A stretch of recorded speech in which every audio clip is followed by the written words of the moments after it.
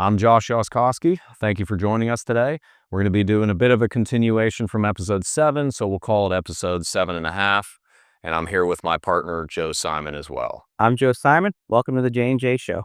So Roth conversion essentially is we're going to basically take our traditional IRA money, which is again our money that we made a contribution to our TSP, our 401k, our IRAs with pre-tax dollars.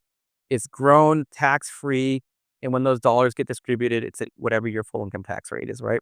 And the thought process here is, we want to take some of those dollars and not wait until RMD age and convert them to Roth, which means we're going to take a portion, pay the tax on those dollars, and then convert them to a Roth IRA, which now a Roth IRA is essentially dollars that we paid tax on. The government's allowed us to invest in a retirement plan where it grows tax-free and it comes out tax-free. So that's essentially what we're doing. So we're going to take pre-tax dollars, convert them to post-tax dollars, and now those dollars will not count or they won't be an RMD on those. Yep. And there's a 5-year rule. Yep. And well, technically, if you really want to break down, there's almost 3 separate hurdles of 5-year rules when it comes to Roth conversions and Roth IRAs. We're not going to go through that in today's discussion, as it's worth giving some examples of that. But there are some 5-year rules to make your Roth IRA earnings actually tax-free. And that's something that for some reason seems to be getting missed down the line somewhere, because we hear people talking about it, not realizing that role. That's also a long-winded way to say, even if you're only going to put a small amount of money in it, you might want to start a Roth. Yeah. So you hit those 5 years, even if there's not much in it. But okay, how do we know if a Roth conversion strategy is right for a client? Well, there's a lot goes into it, right? So that's, we always do a plan. The numbers tell us in the end. We're numbers guys. We always talk about that. So anytime we sit down with a client and we go through the planning process, one of the things we're going to look at is Roth conversions and a strategy and see if it works for them. The numbers are going to tell us, right? Works for some clients. It doesn't work for others. It works a lot, or actually more often than not, for our clients, because our clients are federal employees, right? Yep. And what's the uniqueness there? I guess is one of the big is that they all have pensions, right? So, and a lot of them are ex-military. So we run across clients that, both spouses were federal employees. They both have pensions, federal pensions. Might have both met. They may have met in the military. They may have met in the military, and they may have military pensions on top of that. And then when you attach Social Security in, just from their guaranteed sources of income in retirement, well, they're going to be in a naturally higher tax bracket. And this is FERS, let alone CERS. Yes. Yeah. Where you might have higher income in retirement than you had through almost your working years. And then you factor in that a lot of our clients, again, they work for the federal government for 20 to 30 years. They consistently donate or contributed to their TSP, the max that they could. And now they're retired, right? And they've got a, pension income of a couple $100,000 a year. And they've got, $2-3 million sitting in their TSP, right?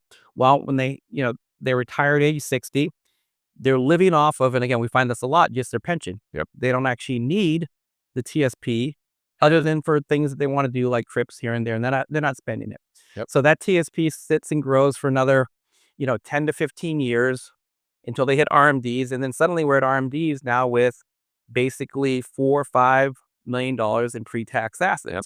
And all of a sudden we get our first RMD, which is, well, I like to round the 40,000. Yeah. Say that in the first year of RMDs, it's going to be 40,000. It's going to grow from there. It's going to be your December 31st balance times the factor of the life expectancy table.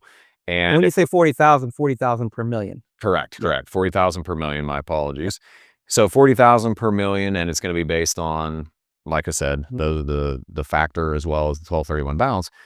But if we are doing our job, or any advisor's doing your job, your account's probably growing. Yep. Which means every year you get older, you're going to have to take a larger factor, but your account's also growing. Well, we sat with a client today that in the planning process, their RMD or their first RMD was $350,000. Correct. On top of $200,000 in pension income. Yes. So that's so they're starting off in the, and you're in your 70s. Yeah. So are your expenses going up, down, or sideways? You can make a lot of arguments about that. You'd say you're traveling, not traveling, healthcare expenses, not healthcare expenses.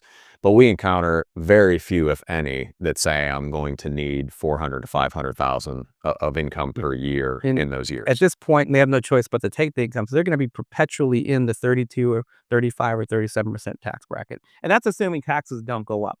Yeah, which is our assumption. Yeah. Is the tax is going to go up. And yes, you could use the strategies we were talking about earlier. You could use QCDs to a limit. There is actually a limit to them if you're going to donate that much money. The more effective way, particularly thinking about legacy and thinking about next gen planning, estate planning, what have you, is going to be the Roth conversions. And what happens if one of the clients, one of the spouses gets hit by a bus? Now that tax problem becomes proportionally bigger because they're Widow filing penalties right now. widow penalty, Which is going to be a case of now you have all the assets that your spouse had in addition to your own. You probably made them your own. Maybe some with step up in basis, some without. But you're now a single filer. Yeah. So again, this is a bigger conversation than just today, but Yeah. that's why we do Roth conversions, right? Is what we want to do is get ahead of the tax. Now I always talk about this. Would you rather pay the tax on the seed or the tree, right? And, one of the ways to do that is through Roth conversions. And this is something that we do at the end of the year. So typically, the way we approach this is we go through the planning process with our clients, figure out through the plan, the ideal amount to convert any given year to keep them under a certain tax bracket, right? So we convert to the floor of typically it's the 32% for most people because 22, 24 is where most of our clients are going to be. If we convert to the floor of the 32, we're not putting them to a much higher tax bracket. It's not a big difference between 22 I mean, and they're 24. marginal anyway. So if there's a couple $1,000s in the 32, it's fine at the end of the So I'm not overly concerned with that. And then, we go into the next year and we say, okay, we're going to convert X amount, 100,000, 150 this year. Great. Thought process is, we're going to convert towards the end of the year, probably sometime in October, November, because we have a lot more information about their income, what dividends look like, what capital gains look like. There are very tactical or dynamic situations that can come up as well when it comes to converting. And unless we get an opportunity earlier, such as, what happened in April, what happened during COVID, we get a market drop of 15, 20, or 30%. Well, I'm probably going to do the conversion then, right? Because I can convert more shares at the same dollar amount, and then I can ride out the rebound on the tax-free side. So that's a tactical, way that we take advantage of it. But again, if the market just continues to move like normal, we're typically going to do it to the end of the year because again, we want to be as precise as we can be with this because we're trying to convert to a certain level, especially for clients that, if they've got Medicare premiums and we've got to worry about MAGI, modified adjusted gross income. And their IRMA. And their IRMA, yeah. And to some extent, that's the cost of doing business, having your premiums go up. But if I can avoid it, we're certainly going to try to do that, right? It still allows us to hit what we're trying to hit in the plan. Yeah. But if the difference is $10,000 that keeps you from having that 2-year look back on Medicare, well, then we'll try to do it. We're going to do that, right? So, and we're going to have that information at the end of the year because there's certain things that we just can't predict, like capital gains, right? Because we don't know if you have a bunch of mutual funds, what that money manager is going to distribute, right? Until probably we get an estimate sometime in September, October. Which may be a rationale. If that's something you encounter, and I know nobody finds that pleasant, is, I get this tax bill at the end of the year. Maybe if feasible, we need to look at unwinding some of the mutual funds. One, we look at their expenses, we look at their performance, but maybe that reason alone is, I'd rather have an ETF or I'd rather have something else that doesn't give me that distribution. Yeah. And, and obviously we take advantage of that too when doing Roth conversions. And, typically most of our clients will reinvest their dividends and capital gains, right? Well, we're going to pay tax on it anyway. So if we're going to do a conversion and pay tax on the conversion, well, we're not going to reinvest those dividends and capital gains, and we'll help use those dollars, which we have to pay tax on regardless, to pay the tax on the conversion. Well, and you hit on the big thing, which I think is, if we know the Roth conversions make sense, there then comes the operational side of how do we do it. So if we know we're doing a conversion for XYZ, we know there's going to be a tax liability. Can you speak to the thought process around the ways to pay that tax liability, or the best way to do it, or your preferred way? Well, the preferred way is to use non-retirement money, right? Because typically when you look at it, we have 3 types of accounts or 3 buckets of money, right? We have our traditional IRA dollars, or your 401k. These are dollars, again, we spoke about this earlier, that we made this money, right? The government allowed us to invest it without paying tax on it. So we've never paid tax on it. We've deferred the tax on it, right? Now it grows tax-free, but when it comes out at a full income tax rate. Yep. This is probably, of the three buckets, the least desirable. Certainly from a tax Yeah. standpoint. Now, from a tax standpoint, the second least desirable would be your non-retirement money. This is non-IRA money. So we've made this money, right? We've paid tax on it. This money is not invested for IRA, which means we have access to it at any time prior to 59 and a half without penalty, unlike the IRAs. Now, this money grows. The money we contribute is considered basis. We don't have to pay tax on that anymore because we already paid tax on it. And we pay what's called capital gains tax on the growth, which the standard is for most people is 15%, but depending on your income, could be 20%. Yeah. If you're in the high six figures, Yep. you might be looking at 20. Yep. And again, still based on current rules. Yes. Who knows? Yep. And then you tack on whatever your state tax is on top of that, but you're only paying tax on the growth. Now, the third bucket, and from a tax standpoint is the most desirable, is your Roth money. And again, that money, essentially, you've earned this money, right?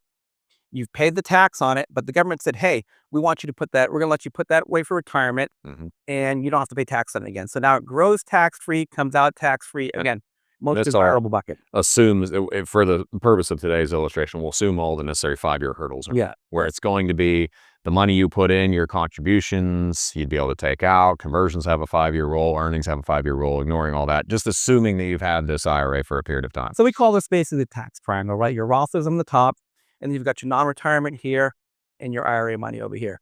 Now, the goal is to get as much of this IRA money into the Roth bucket as possible. And the only way to do that is to pay for the taxes outside of the IRA, which we would use your non-retirement account to do. Yep. Which there is a lot of thought that goes even to how to do that. Yep. Because we're saying that we don't want to dilute the tax-free money. Right. Absolutely true.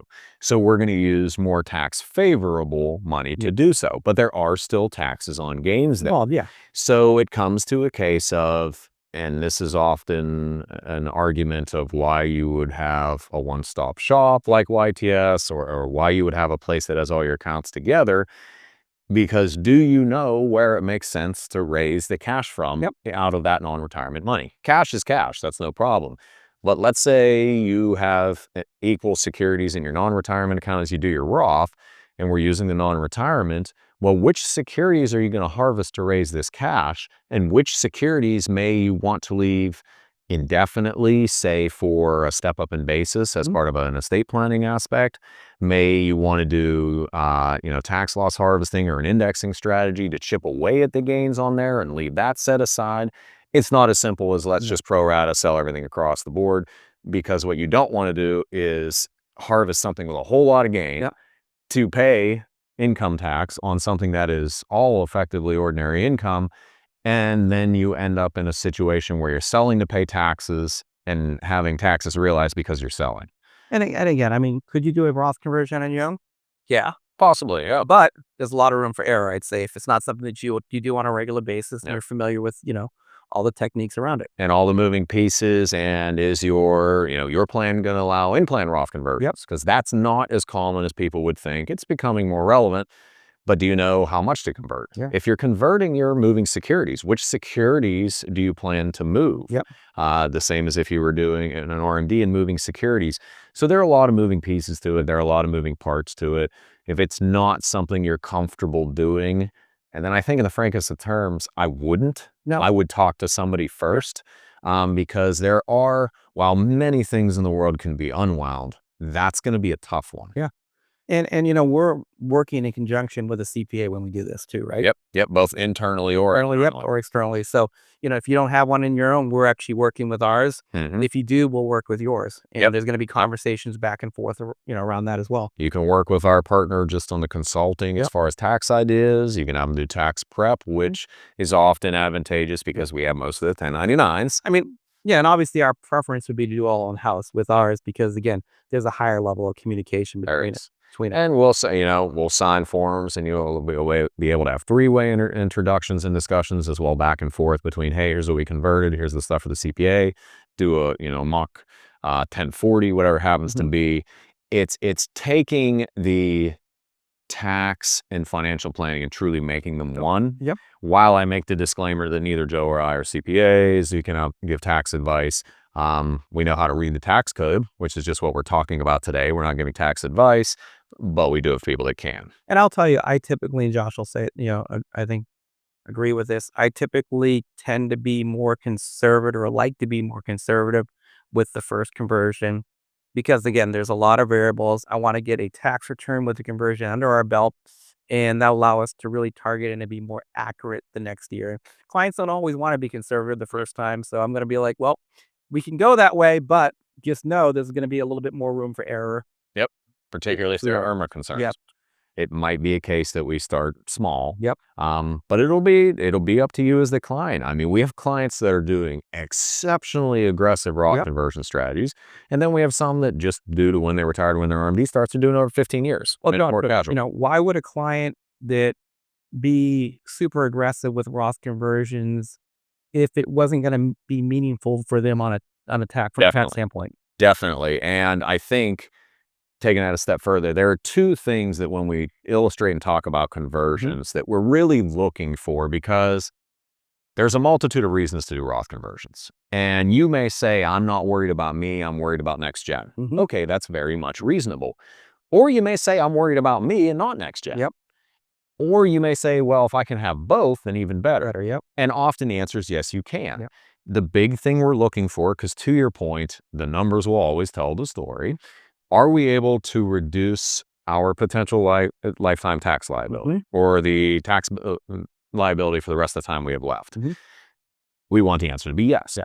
Now, if you're saying that this is just for legacy, then the answer may be no, because you're just doing it. And you may be okay with that. And we actually have clients that are okay with that, knowing that, hey, my lifetime tax liability is going to go up, but I'm not going to pass that burden on to the next generation. And we might have some that it reduces their lifetime tax liability, but decreases. It's not there. And I know you do a very good job of talking about this. It's not just about the number of assets you have. And I will tell you that everybody gets caught up with account balance. Well, my account balance is going to go down. Yeah. But what about the quality of the assets, or what I like to call purchasing power, right? Because Josh, if I were going to offer you $10 million in Roth money and $10 million in traditional IRA money, which one are you going to pick? I mean, it's the same amount. Which one are you going to pick? I will be taking the Roth. Exactly. Why? Well, because of purchasing power. That's correct. Because I no longer have, and I'm completely stealing your phrase, on the Roth money, I don't have the silent partner anymore. I don't have the tax liability, silent partner, IRS, state tax, whatever it happens to be. So I get 100 cents on the dollar. I always tell everybody, your traditional IRA money, your TSP, that's not all yours, that 10 million. You have a silent partner to the tune of about 30%, which is called the U.S. government. Yep. Right. So that 10 million is really only worth 7 million to you. And that's probably conservative from a tax standpoint. We could end up, we don't know this, but 10 years from now, it might be that you're losing half of that. That's right. And what is your purchasing power? Back to your original example, I have $10 million of purchasing power, or I have 5. That's right. The numbers tell the story. So even to use a hypothetical of, let's say you're worried about estate. Okay, well, you keep the same amount of assets, but you go from 100% pre-tax to 100% Roth. That's a great outcome from a legacy standpoint. You may have paid more lifetime tax, but that's because you decided, it's your money, it's your choice, you want it to be legacy. You might have people that go the other way of, well, I just want to reduce my tax liability during my current lifetime. Okay, no problem. You may end up with fewer total assets at the end. But then we need to look at the makeup of the assets. That's right. Because let's say you had 10 million, now you're going to have 9. Well, 9 million of purchasing power Roth is still more than 10 million of purchasing power pre-tax. That's correct. And again, so don't get caught up in account balance. It's the purchasing power, the quality of the assets that you have. So we have a nice bar chart that we show people when we go through these illustrations that show the makeup of your assets if we do nothing, the makeup of your assets if we implement some sort of Roth conversion strategy. Because I think it's important to note, it is not mutually exclusive. And some people just may not have enough time, because the ideal window we look at is year post-retirement to RMD age. Some people may not have enough time to convert the entirety. Some may not want to. A prime example is if you plan on leaving something to a nonprofit, a university, etc., you may want to earmark some of that pre-tax money.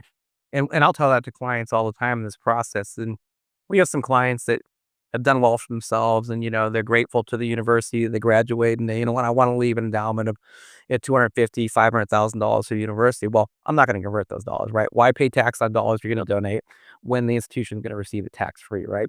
So then we can start to pass those dollars on to the institution. They can do it all, upon death, or we could do it, X amount per year as a QCD once they hit 70 and a half. So that's part of the strategy. And it's part of the conversation with Roth. So let's talk about, the next generation. So say I've got, $5 million in my IRA, and I pass away, and, I've got one child that I'm going to leave it to. Well, That doesn't fall under a qualified exemption from current rules. Yep. So what's the difference if, it's Roth or traditional? Yes. So Secure Act, yet again, mentioning it, Secure Act from 2020 changed a lot of rules across the board. Now, there are qualified individuals that are exempt to the way it works currently, which is the 10-year rule for non-spouses. There are exemptions to that. So again, this is where we would have to have a discussion about who the money is being left to and if they fall under lifetime distributions or what have you. But statistically, about 92% of non-spouse beneficiaries are going to fall just under the 10-year rule. 10-year rule being that you have 10 years to get all the money out of the pre-tax account. You also have 10 years to get all the money out of the Roth account, but we go back to tax treatment. Pre-tax account, taxable as income, ordinary income counts as income. Roth IRA, you effectively have 10 years to keep the Roth IRA without doing anything. And then on the 10th year, after all the tax-free growth, you take a distribution, it's tax-free distribution. Now you have a probably substantial non-retirement account. Now, there are also caveats to this, as there are some RMD distributions that may need to take place out of these if the person you inherited them from had RMDs as well. Very nuanced, commonly missed. I think some advisors actually don't know that that's the case. So there's nuances to it, but it is a very powerful tool. One, doing Roth early in life, it wasn't always available. It is now. So you should do it if you can. But as far as inheritance and leaving money behind, you absolutely want to leave the Roth if you can stomach the tax liability associated with it. Leave it to the children tax-free for 10 years, because otherwise, depending on what your income situation may be, let's say that you inherit a traditional IRA, your income's going to be the same for 10 years. Then what we're probably going to do is try to evenly distribute that over each year in order to make it so that your tax liability isn't insane. Say, for example, you have a year where you're unemployed, then we might take more. But again, it's back to this all is dynamic, and it's talking about taxes, it's talking about wealth management. But if it's Roth and I don't need the money, I'm going to leave it there till the last possible day, let it grow tax-free, and then take it out at that point. So circling back and wrapping it all up, the big things that we're talking about here in the fourth quarter with our clients, again, is RMDs, QCDs, Roth conversions. Anything else on your mind? There is, but I think we'll perhaps save it for another part, is talking about realization of taxes, tax loss harvesting, a little bit of direct indexing, but some of the things that people aren't comfortable with now, but make a big difference moving forward. I think before the end of the year, we were talking about actually doing an episode, maybe bringing a special guest economist and talking about our outlook for 2026. That may be the next episode or one after, but it will be before the end of the year. But again, I'm Josh Jaskowski. I'm Joe Simon. Like, comment, subscribe, and thank you for your time. We'll catch you next time.